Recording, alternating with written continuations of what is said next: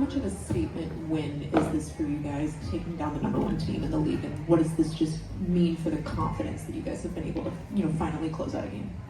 Yeah, I think for us, we've let a lot of games slip out of our hands throughout the season. This one meant a lot to us because we were on our home court tonight, and we saw them, a couple days ago, and we let that one slip away.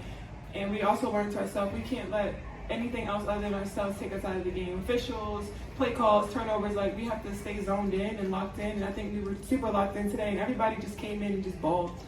Everybody guarded their matchup, everybody made changes if we needed to make changes. If we missed a shot, we didn't get down on ourselves, we got back on defense, so it was just fun. Everybody just had a lot of fun tonight.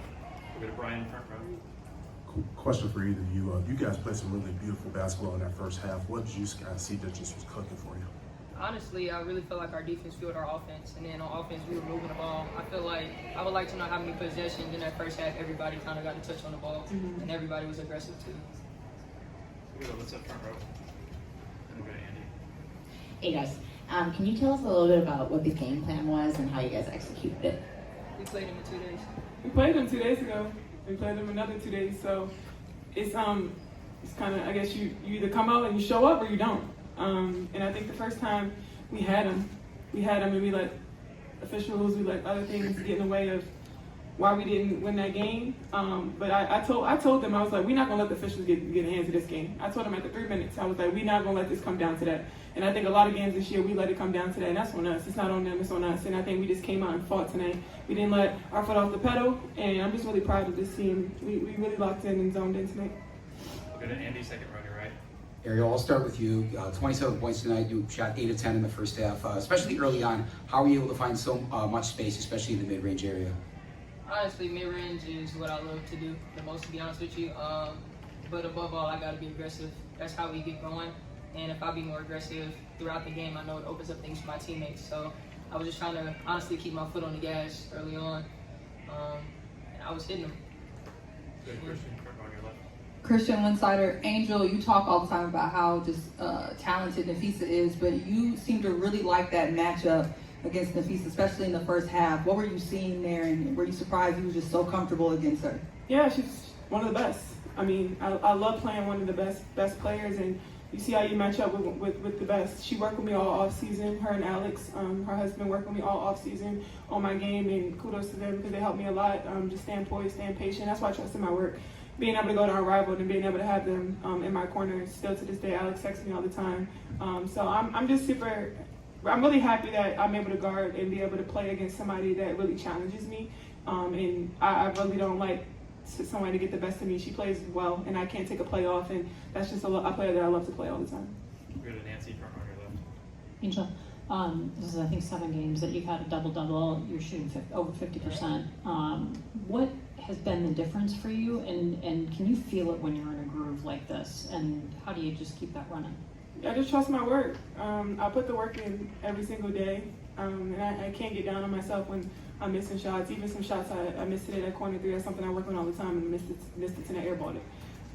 But just being able to feel comfortable. In the first quarter, I just felt really comfortable. Those are shots that I take in practice all the time. So when I had teammates that really put a lot of confidence in me to take shots that sometimes I wasn't comfortable taking before, it makes my job easier. And I know when I'm efficient and when I can do things on the court, offensively and defensively, it really helps the team get a win.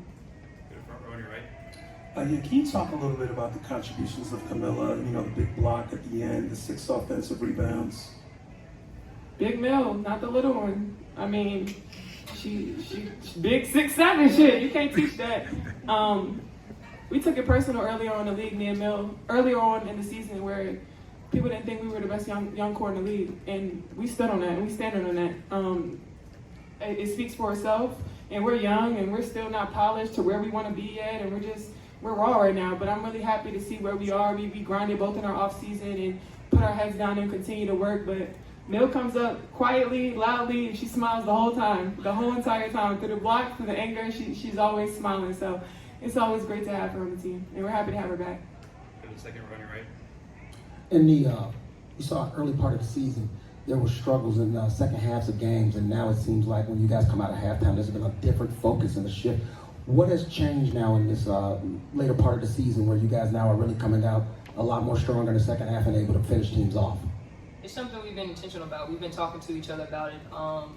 Coming out of the half, we're making sure that we're getting out, we're making sure we're warming up, staying locked into each other. But I think our intentionality has changed a lot. We know that we can't come out and just come out lazy, to be honest with you. People have been stepping on us at the top of the third, so we're trying to make sure we return that favor. Good as that 3 front row than Mia. Angel, toward the end of the game, you and Ariel had a very passionate embrace, and then you got the crowd into it, waving your hands. Was that moment, did that moment sort of crystallize in you that you were about to win this game, pretty much? No, not really. I was just super excited. My emotions get really high. And I was really pumped for Ariel because there's a lot of chatter and talk. She's washed, she this, she that. And she comes out every night and just puts her head down and grind. Tough buckets tonight on offensively and defensively. And she don't say a word, she never speaks up, she don't say much, but I'm always super excited for her, and she's always been there for me and been a great big sister to me and just a great teammate and somebody that you always want to have around in the locker room. So tip my hat out to her because she was cooking. Mia, Brian, and Alyssa. Today, Rachel Bannon, 3 threes. She had, I want to say, 12 points. Can you just talk a little bit about that? She's been pretty efficient the last couple of games, so can you talk about her contribution to the team? Yeah, when Rachel's aggressive, we're a better team, point blank period. I think her shooting ability, obviously on her scout, she's a sniper, no question. So making sure that she's getting those shots up. But I think her being aggressive off the rip is really good for our team. And I think she's taking that to heart too. People have been backing up off of her, which is insane. So Rachel's doing what Rachel does. Go to Brian and Alyssa. Angel, pregame you had a moment with a little fan. I just wanted to get your thoughts on just what do those moments mean to you?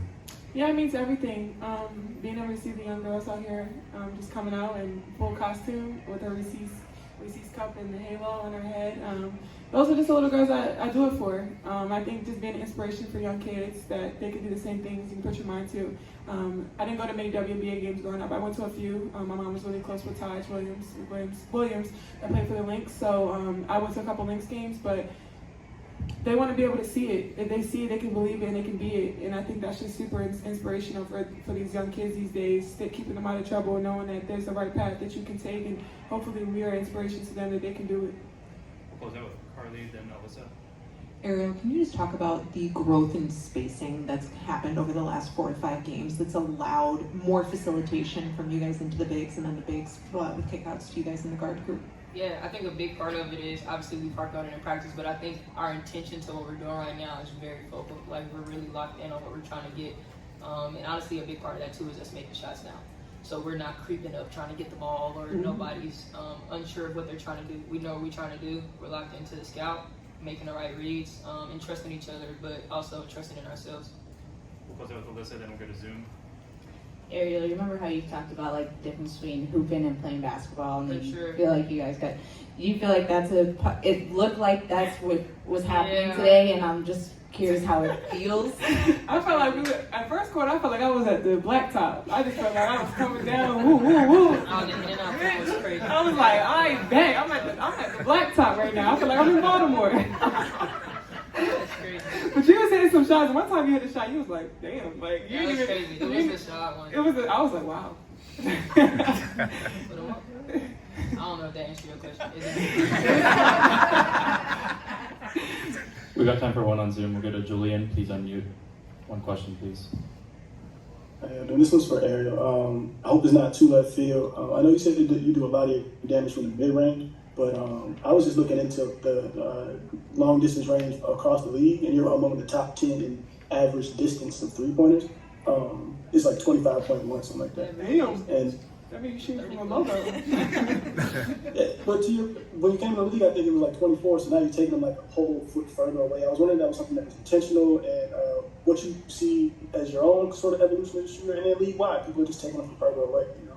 Yeah, I mean, I think basketball as a whole, you're just seeing a bunch of threes, honestly. But I think just personally, the way that I'm being guarded, I think if I can have more space and being able to knock that down, it gives our jobbers more opportunity to attack, and it gives people more space to honestly get into the lane. And I'm there, my feet set, honestly, it's going to go up. I don't get a lot of open shots, so... Wait, are you saying because the bigs don't set you screens? No, I'm saying I don't get a lot of open shots. No, she just shot. That's shaded. No, in public, I wouldn't do that. But yeah, no, I think I don't get a lot of open shots. So I try to keep the space in, and when my feet are set, I gotta take it up. I don't necessarily know where I'm at all the time. But if it's open, it's gotta go up. When those 2 feet hit, I know it's going up. Thanks everyone. Coach will be next.